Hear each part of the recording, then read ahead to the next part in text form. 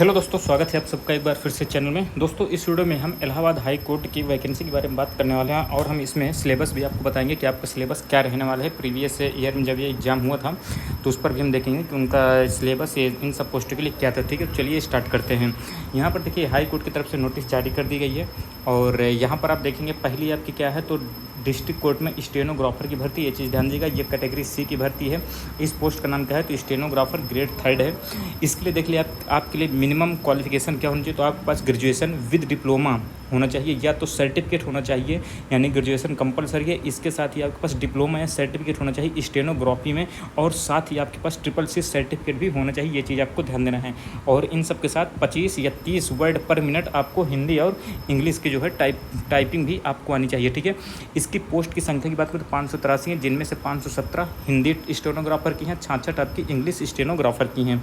इसका देखिए age limit 18 से 40 साल तक की है। पे स्केल देख सकते हैं, ग्रेड पे 2800 अच्छी खासी भर्ती है ये, यानी ग्रेड पे काफ़ी अच्छा है। 5200 से 20,200 तक है। ठीक, इसका देखिए दूसरी है डिस्ट्रिक्ट कोर्ट में, ये भी आपकी कैटेगरी सी की है, लेकिन ये क्लर्क की है पोस्ट, वो स्टेनोग्राफर की क्लर्क की है। इसमें आपकी देखिए 2 पोस्ट हैं, जूनियर असिस्टेंट और आपका पेड अप्रेंटिस की है। ठीक है, ये भी कैटेगरी सी की है।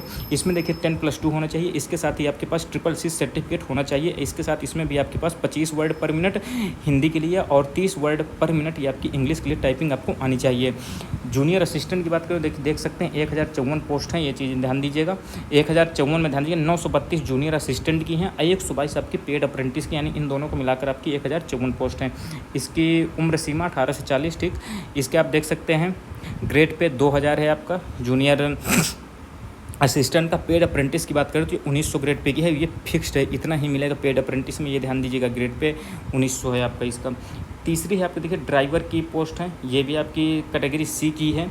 इसका पोस्ट का नाम ड्राइवर है, ये चीज़ ध्यान दीजिएगा। इसमें देखिए हाई स्कूल और साथ में आपके पास ड्राइविंग लाइसेंस होना चाहिए 4 व्हीलर चलाने का, और ये ड्राइविंग लाइसेंस आपका कम से कम 3 साल पुराना हो।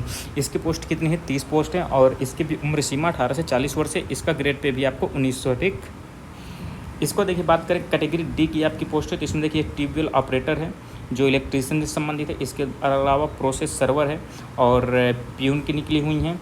और चौथा क्या है, चौकीदार या वाटरमैन या स्वीपर या माली कूली बिस्ती लिफ्टमैन, ये सब है आपके। इसके बाद देखिए स्वीपर कम फरेश की है। ठीक, तो ये ध्यान दीजिएगा जो 5वीं पोस्ट है आपकी, ये देख सकते हैं आप यहाँ पर लिखा हो जो 5वीं पोस्ट है ना, ये वाली, इसमें देखिए क्लास 6 से आपकी एलिजिबिलिटी होनी चाहिए। और ये पोस्ट है आपकी, जो आपको पेमेंट मिलेगा वो फिक्स्ड मिलेगा। कितना मिलेगा तो 6000 रुपये, ये ध्यान दीजिएगा। और इसके अलावा ये चारों जो पोस्ट हैं देखिए ट्यूबवेल ऑपरेटर की आपके पास जूनियर हाई स्कूल होना चाहिए, यानी हाई स्कूल आपको पास होना चाहिए। इसके साथ ही 1 ईयर सर्टिफिकेट फ्रॉम ITI होना चाहिए, या तो इसके इक्विवेलेंट, यानी आपका 2 साल का भी ITI यहाँ पर चल सकता है। यहाँ पर तो 1 साल लिखा है, लेकिन आप 2 साल का भी यहाँ पर चल जाएगा इलेक्ट्रीशियन का।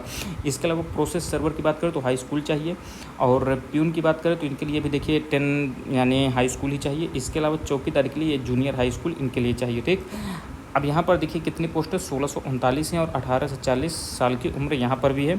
अब देखिए जो शुरू की 4 हैं आपकी, तो इन चारों के लिए ग्रेड पे कितना है तो 1800, यानी ग्रुप डी की हैं। ठीक, तो ये चीज़ हो गई आपके वैकेंसी के बारे में, वैकेंसी की डिटेल हो गई। देखिए फॉर्म अप्लाई होना कब से शुरू होंगे तो 4 अक्टूबर से आपके फॉर्म अप्लाई शुरू होंगे और 24 अक्टूबर इसकी लास्ट डेट रहने वाली है। ये चीज़ भी आपको ध्यान देना है। देखिए जनरल OBC के लिए 950 रुपये और बैंक चार्ज जो लगेगा वो होगा, और EWS के लिए देखिए 850 है।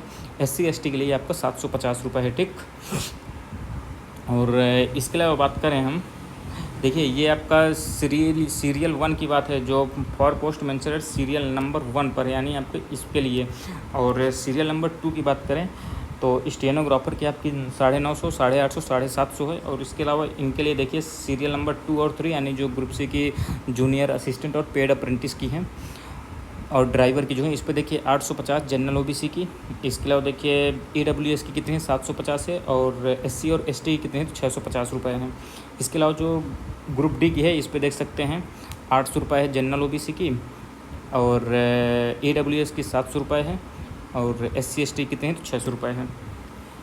इसके अलावा देखिए ये आपका पेपर कैसा होगा तो ध्यान दीजिएगा, ऑफलाइन होगा, ये चीज़ ध्यान दीजिएगा। इसके अलावा देखिए जो हिंदी और इंग्लिश का टाइपिंग टेस्ट होगा ये आपका उत्तर प्रदेश के ही ज़िलों में होगी। ये नॉर्मल सी जानकारी आपको पता ही होना चाहिए। इसके अलावा जो भी जानकारी है ये आपको आगे वेबसाइट्स में दी जाएंगी, लेकिन हम यहाँ पर देख लेंगे कि इसका सिलेबस क्या था प्रीवियस ईयर का। तो यहाँ पर देखिए हम ये पहले स्टेनोग्राफर की देख लेते हैं।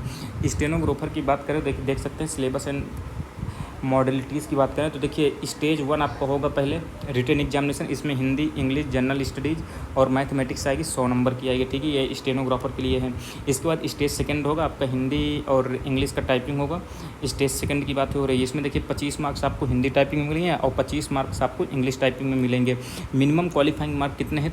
10 दोनों मिलाने चाहिए, यानी मिनिमम दोनों में 25 में 10, 25 में 10 आपके आने चाहिए हिंदी और इंग्लिश में। इसको देखिए स्टेज सेकंड है, इसमें पार्ट बी में तो हिंदी, इंग्लिश या स्टेनोग्राफी, वो देखिए पहले टाइपिंग का होगा कंप्यूटर में, इसके बाद स्टेनोग्राफर का भी आपका टेस्ट होगा। इसमें देखिए हिंदी स्टेनोग्राफर में 80 वर्ड पर मिनट होना चाहिए, इंग्लिश के लिए 100 वर्ड पर मिनट होना चाहिए, ये 50 नंबर का होगा, यानी टोटल कितना होगा? 100, 150, 200 नंबर का आपका पेपर होगा, ठीक है। यहाँ पर देख सकते हैं there shall be no negative marking, यहाँ पर नेगेटिव मार्किंग नहीं होगी स्टेज 1 में, ठीक। और जो क्वेश्चन पेपर है विल बी अवेलेबल इन, ये ठीक है, हिंदी और इंग्लिश में होगा, नॉर्मल सी बात है। अब देखिए स्टेज सेकंड में जो आपका पार्ट है, पार्ट बी, यानी स्टेनोग्राफर जो स्टेनोग्राफी आप करेंगे और इसके अलावा जो आप टाइपिंग टेस्ट देंगे वो एक ही दिन में हो जाएगा, ये चीज़ भी आपको ध्यान देना है, ठीक है। स्टेज फर्स्ट में आप देख सकते हैं, ये स्टेज फर्स्ट में ये आपका हो गया, ये तो मैंने बता दिया। इसके बाद स्टेज सेकंड हो गया, तो ये इम्पोर्टेंट जानकारी थी। और इसके बाद बात करें हम जूनियर असिस्टेंट और आपका पेड अप्रेंटिस की, तो यहाँ पर देखिए जूनियर असिस्टेंट और पेड अप्रेंटिस का यहाँ पर क्या होगा? स्टेज फर्स्ट होगा पहले रिटन एग्जामिनेशन, टाइम 90 मिनट का आपको मिलेगा और 100 नंबर का पेपर होगा। हिंदी, इंग्लिश, जीएस और मैथमेटिक्स 100 नंबर का पेपर होगा, ठीक है, 90 मिनट में देना है आपको। स्टेज सेकंड में आप ध्यान दीजिएगा, हिंदी और इंग्लिश की टाइपिंग टेस्ट इसमें होगी, जिसमें आपको 25 वर्ड पर मिनट हिंदी के लिए और इंग्लिश के लिए 30 वर्ड प्रति मिनट होने चाहिए, दोनों में आना है, ये ध्यान दीजिए, दोनों आपको टाइपिंग आनी चाहिए। तो देखिए हिंदी टाइपिंग के लिए 25 मार्क्स, इंग्लिश के लिए 25 मार्क्स, इसमें भी देखिए 10 मिनिमम क्वालिफाइंग मार्क्स आपको लाना जरूरी है। देख सकते हैं नो नेगेटिव मार्किंग नहीं है। स्टेज फर्स्ट देखिए आपकी इंग्लिश हिंदी दोनों में आएगा, ठीक है। और स्टेज फर्स्ट में जैसा कि मैंने बताया 100 नंबर का पेपर आएगा, 90 मिनट आपको समय मिलेगा, ठीक। तो ये चीज़ हो गई। इसके अलावा बात कर लेते हैं ग्रुप डी की। तो देखिए ग्रुप डी में आपका ग्रुप डी पोस्ट के लिए है, जिसमें आपका कौन कौन सी हैं, जो आपके प्यून वगैरह के निकले हैं, चौकीदार की, इन सब के लिए है। तो इसमें देखिए स्टेज फर्स्ट में 90 मिनट ये आपको मिलेगा, 100 नंबर का पेपर होगा, Hindi, English, GS, mathematics same है। स्टेज सेकंड में देखिए क्या होगा, स्टेज सेकंड भी होगा, समझ लें, ग्रुप डी की पोस्ट के लिए भी स्टेज सेकंड आपका पेपर होगा, ये चीज़ ध्यान दीजिएगा। हिंदी, इंग्लिश, जीएस, मैथमेटिक्स इसमें भी आएगा और इसमें भी 100 नंबर का पेपर होगा, 90 मिनट आपको समय मिलेगा।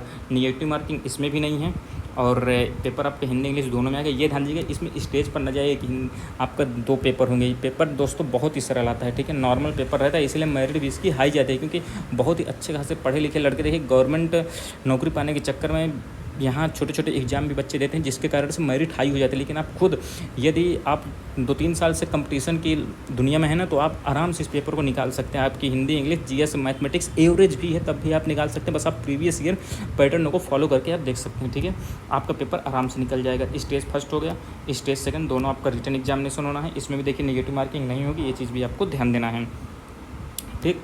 और इतनी चीज़ें हैं जो आपके लिए महत्वपूर्ण थी, मैंने देखिए सब जानकारी आपको बता दी है। यदि आपको कोई भी कन्फ्यूजन हो तो आप ज़रूर बताइएगा। बाकी आप टेलीग्राम चैनल से जुड़ सकते हैं, उसमें मैंने प्रीवियस ईयर का क्वेश्चन पेपर भी वहाँ पर शेयर किए हैं, अगर होगा तो कमेंट कीजिएगा, तो मैं यहाँ पर उनका सोल्यूशन भी आपको करा दूँगा, ताकि आपको पता चल जाए कि इसका एग्ज़ाम का पैटर्न कैसा रहता है, ठीक है। कोई भी आपको समस्या हो तो आप कमेंट बॉक्स में बताइए। मिलते हैं अगली वीडियो में, तब तक के लिए दोस्तों धन्यवाद, जय हिंद।